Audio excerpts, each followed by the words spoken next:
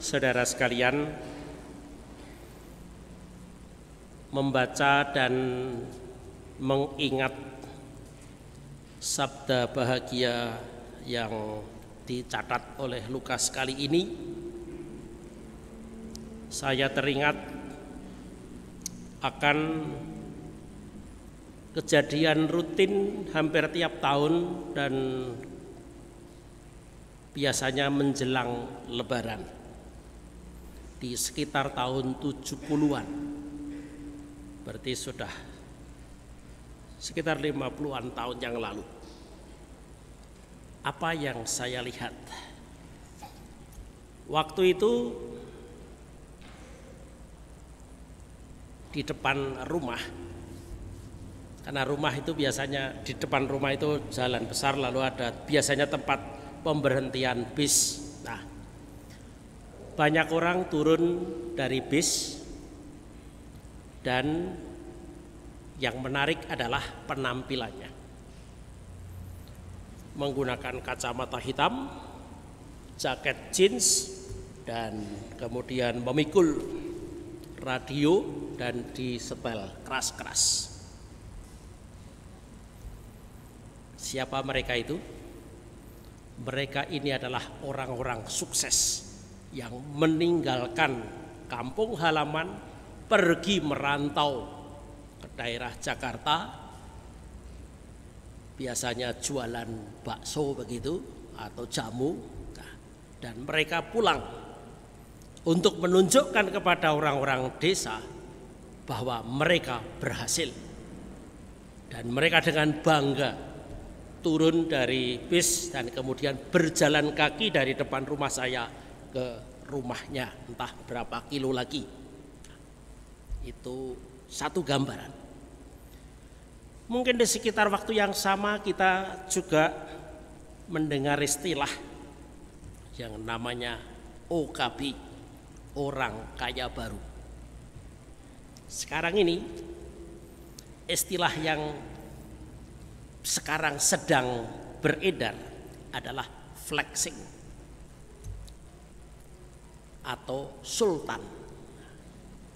Mungkin yang paling sering sultan, flexing agak asing tetapi itu ada. Nah, orang-orang tertentu atau kelompok tertentu disebut sedang flexing. Karena apa? Karena mereka ini termasuk kelompok orang yang pamer kekayaan tapi bohong. Nah, begitu. Jadi ada caranya, pamer kekayaan tapi bohong. Dan orang bangga pada waktu menunjukkan seluruh kekayaannya itu dengan wajah penuh keyakinan, penuh mungkin juga rasanya mungkin seperti orang sukses, seperti orang kaya dan berkuasa begitulah. Maka seringkali istilah yang kita pakai adalah sultan. Kalau diantara kita yang hadir di sini ada yang pakai misalkan giginya emas semuanya ini, lalu gelang itu rantai-rantai sepur begitu terus, nah mungkin kita bisa menyebut sultan. Apalagi mobilnya bukan sekedar gerobak tetapi terserah mau mobil yang termasuk mahal itu apa begitu. Saudara-saudara, entah itu OKB, entah itu flexing di zaman sekarang sebenarnya ingin menunjukkan kecenderungan umum di antara kita. Kecenderungannya apa? Bagaimanapun kita itu akan merasa bangga. Kapankah kita merasa bangga? Satu, kalau dipuji dan dikagumi. Apapun itu nanti bisa disebut. Kalau kita itu dipuji dan dikagumi, kita merasa menjadi pusat perhatian. Yang kedua, kita mendapatkan sertifikat, lembar penghargaan misalkan begitu. Lembar penghargaan itu bisa macam-macam isinya. Salah satunya apa? Gelar. Barangkali ada gelar akademis ijazah. Dan sebagai tanda bahwa kita itu mencapai segala penghargaan itu, biasanya lalu segala macam kertas tadi ditempel di dinding rumah. Kalau itu punya toko ya tempel ke neng toko, ketok gitu. Kenapa? Tamu ataupun siapapun yang hadir akan melihat itu dan mengagumi. Wah, ampuh kan begitu kan.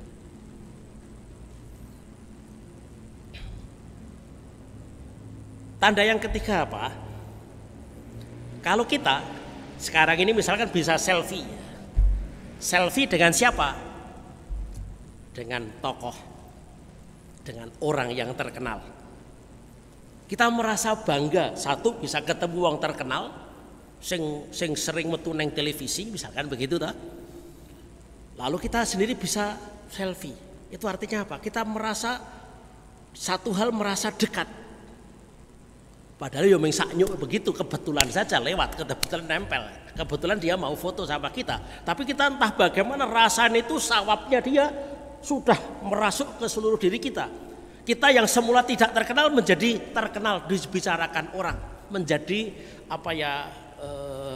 disebut banyak orang. Wah. Sementara sisi lain, jadi itu satu sisi seperti itu. Itu dibalik kebanggaan, dipuji, mendapatkan penghargaan dan foto dengan tokoh itu tadi, itu sepertinya mau mengatakan tentang kesuksesan ataupun perjuangan. Sebaliknya, kita juga mungkin akan merasa minder, merasa tidak seperti sultan. Itu dulu kita begitu juga. Kenapa? Kalau kita itu dalam sambutan-sambutan biasanya atas nama tuan rumah akan mengatakan matur nuwun sampun kersa rawuh wonten ing gubuk kula. Itu merendah. Tidak ada di antara kita orang Jawa yang mengatakan sugeng rawuh wonten ing istana kula, mboten ada. Itu seperti orang angkuh, seperti orang pamer. Kita merendah. Kita ingin merendah supaya tampil kelihatan miskin. Nah, sementara sisi lain kalau itu bagi anak-anak zaman dulu, pada zaman ada ranking, kita sebagai orang tua mungkin juga mendorong anak, ayo untuk ranking 1 gitu ya. Yang dihitung mana? Hanya ranking 1 paling-paling pol sampai 10. Orang masuk 5 besar bangga, 10 besar masih bangga. Tetapi 20 besar sudah turun tensinya. Lalu orang menyebut sebaliknya, saya ranking 1 dari bawah. Itu hanya menunjukkan betapa ranking itu menjadi semacam ukuran. Dan untuk menghibur diri supaya tidak kelihatan gagal, lalu menyebutkan ranking 1 tapi di bawah. Nah, saudara-saudara, hari ini apa yang disampaikan oleh Yesus, entah itu pernyataan, entah itu pengajarannya, memang terlalu terkesan kontroversial. Apa yang disampaikan oleh Yesus itu bertentangan dengan arus umum. Maka menyentak hati banyak orang. Mengapa? Mengapa Yesus mengatakan celakalah kamu, hai kamu yang kaya? Karena di dalam kekayaanmu kamu telah memperoleh penghiburanmu. Apakah dengan kata-kata ini Yesus tidak menghendaki supaya kita kaya? Saya kira juga tidak. Yesus setuju saja dengan kita semua yang berusaha untuk menjadi kaya.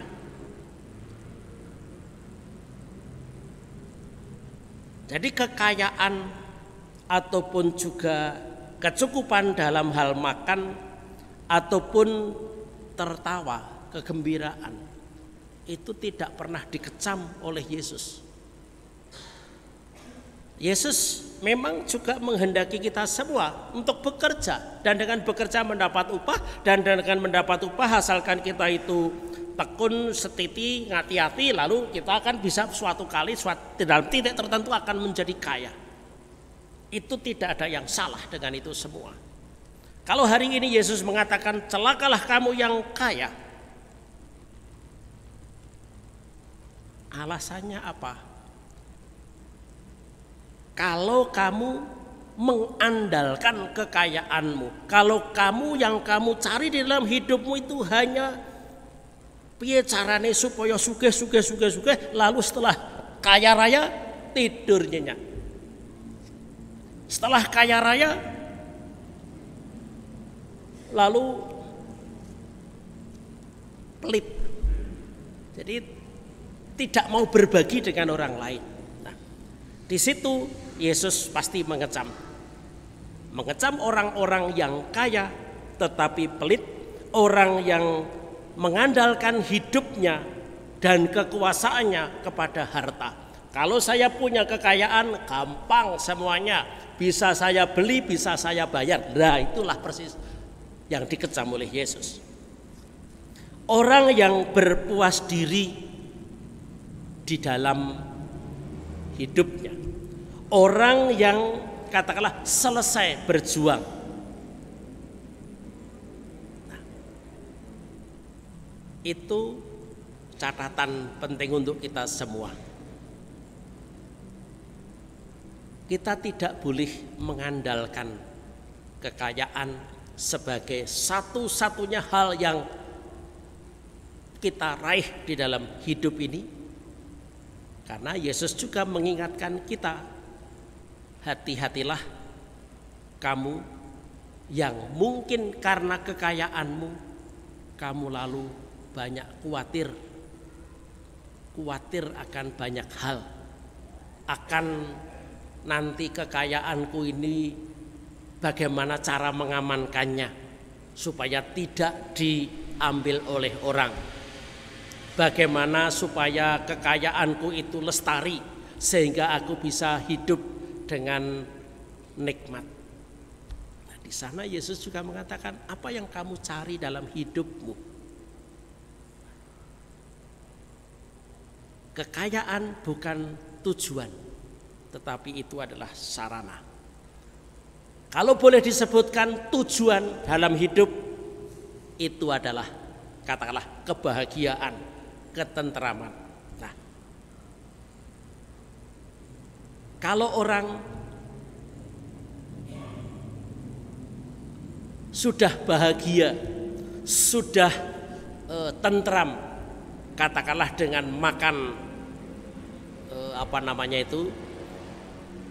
sayur lodeh, ikan asin sama sambal terasi, mengapa gelisah tentang mangane ora iwak-iwakan, mengapa bukan daging, mengapa dan seterusnya itu. Nah, kebahagiaan itu tidak harus ditandai dengan makan di restoran high class, di bintang 5, atau di tempat ber-AC, atau yang dengan pemandangan indah dan seterusnya. Sekarang ini ada banyak tempat yang menawarkan semacam kebahagiaan seperti itu. Rasanya kalau bisa makan di atas awang-awang rasanya happy, padahal panganannya ora enak blas gitu. Itu soal toh.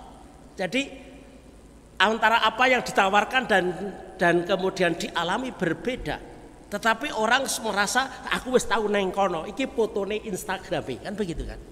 Orang suka pamer sekarang ini. Maka itu tadi istilah flexing itu bukan sekedar kekayaan, bukan sekedar harta yang bisa dijamah. Flexing itu ada banyak isinya, ada banyak kontennya, apapun itu. Tetapi itu semuanya menjadi palsu. Nah, maka pertanyaannya itu tadi yang dikecam sebagai celaka adalah orang-orang yang memiliki sikap palsu di dalam hidupnya. Orang yang terhibur karena faktor kepalsuan, ketidakotentikan. Nah, sementara sisi lain Yesus memuji bahagia. Berbahagialah hai kamu yang miskin. Bukan karena Yesus menghendaki kita menjadi miskin, trimo lowong trimo ing pandum, tidak.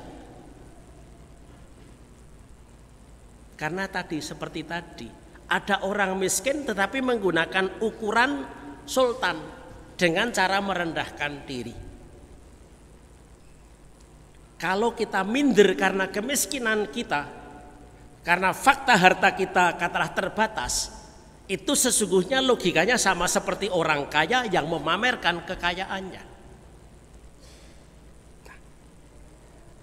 Orang yang dipuji bahagia dan yang pertama disebut adalah miskin. Itu kalau saya menangkapnya lebih kepada oke lah, kamu hanya memiliki katakanlah harta terbatas. Tapi kamu jangan keloro-loro, jangan nelongso, jangan nyalahke wong liya. Jangan nyalahke dirimu sendiri juga. Bahwa sekarang kamu bekerja 8 jam sehari dengan hasil yang cukup untuk melangsungkan kehidupan kamu bersama dengan keluarga, itulah yang harus kamu syukuri. Dan sekarang berpikir keras bagaimana caranya mencari cara yang halal supaya apa yang terbatas tadi sedikit demi sedikit dapat diubah. Jadi dengan dalam arti tertentu tidak berpuas diri dengan apa yang ada, dengan tidak ngelokro.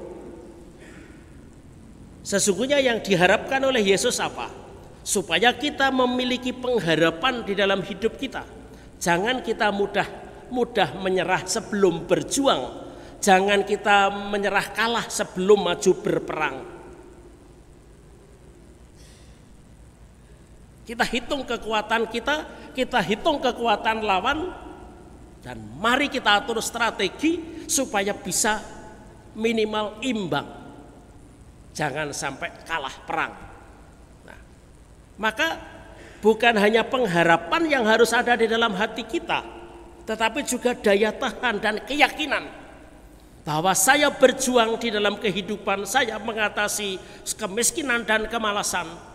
Itu bukan hanya kekuatan pribadi saya, tetapi karena kekuatan yang datang dari Tuhan. Kita memang manusia yang rapuh, memang manusia yang banyak kelemahannya, tetapi kita ingin di dalam kelemahan ini kita maju, kita berkembang, penuh percaya diri karena yakin Allah yang membuat kita hidup, Allah yang sama akan membuat kita mampu menghadapi dan mengatasi segala tantangan seberat atau sesulit